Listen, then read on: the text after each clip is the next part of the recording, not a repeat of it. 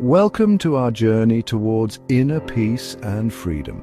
Today, we'll explore the core of the Buddha's teachings on non-attachment and how to integrate it into our daily lives.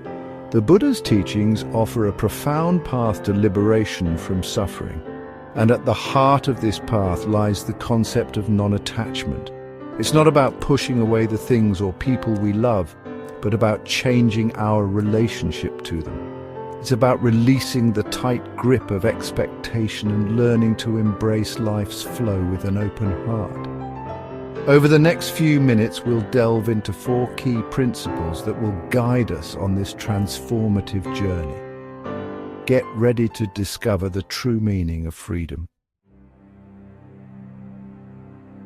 Imagine yourself fully present in this moment, aware of the gentle rise and fall of your breath, the sensations in your body, the thoughts and emotions flowing through you. This is the power of awareness, the starting point of our journey towards non-attachment. Cultivating mindfulness, or sati, is like shining a light on the workings of our minds. We begin to observe our thoughts, feelings and sensations without judgment, simply acknowledging them as they arise. Think of it as watching clouds drift across the sky. We don't try to hold on to them, nor do we push them away. We simply observe their transient nature.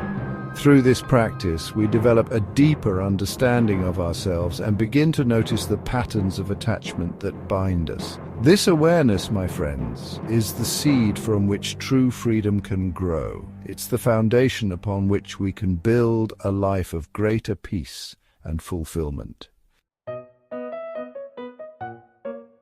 When we cultivate love and compassion, we begin to see ourselves and others through a lens of kindness and understanding.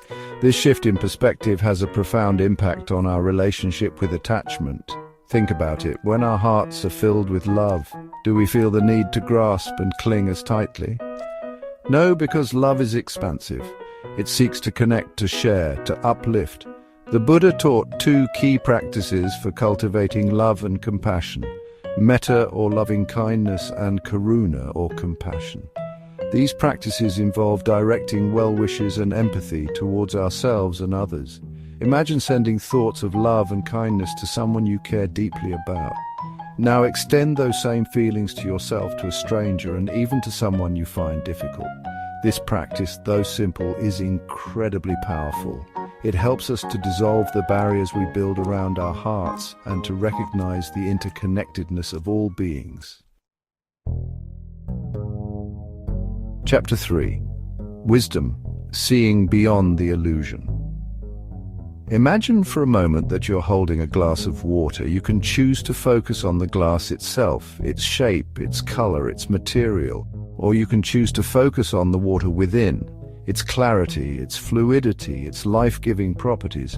In a similar way, wisdom, or panna, allows us to see beyond the surface level of our experiences and to understand the true nature of reality.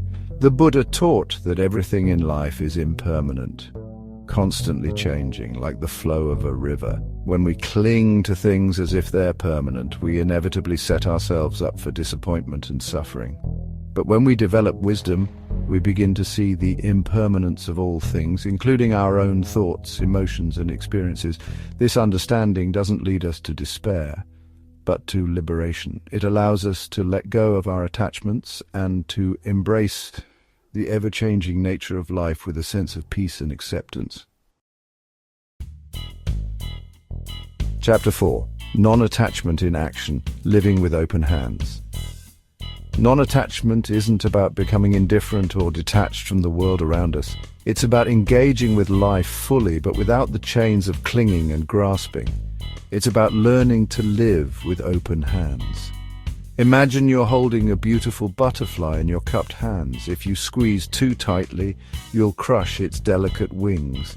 But if you hold it too loosely, it will fly away. Non-attachment is about finding that delicate balance between holding on and letting go. It's about appreciating and enjoying the good things in life without feeling the need to possess them. When we practice non-attachment, we develop a deep sense of inner stability and resilience. We become less affected by the ups and downs of life because we understand that everything is temporary. We learn to ride the waves of change with grace and equanimity. Outrode the freedom to live fully. Remember, the path of non-attachment isn't about renouncing the world, it's about renouncing our grip on it. When you hold life gently, life flows freely. As the Buddha said, with attachment comes grief, with attachment comes fear. One who is free of attachment has no grief, so why fear? Thank you for joining us on this journey. As you go about your day, remember the 4 principles we've explored. Cultivate awareness, open your heart to love and compassion, seek wisdom, and put non-attachment into action. This is a lifelong journey, and every step you take towards non-attachment is a step towards greater peace, freedom, and fulfillment.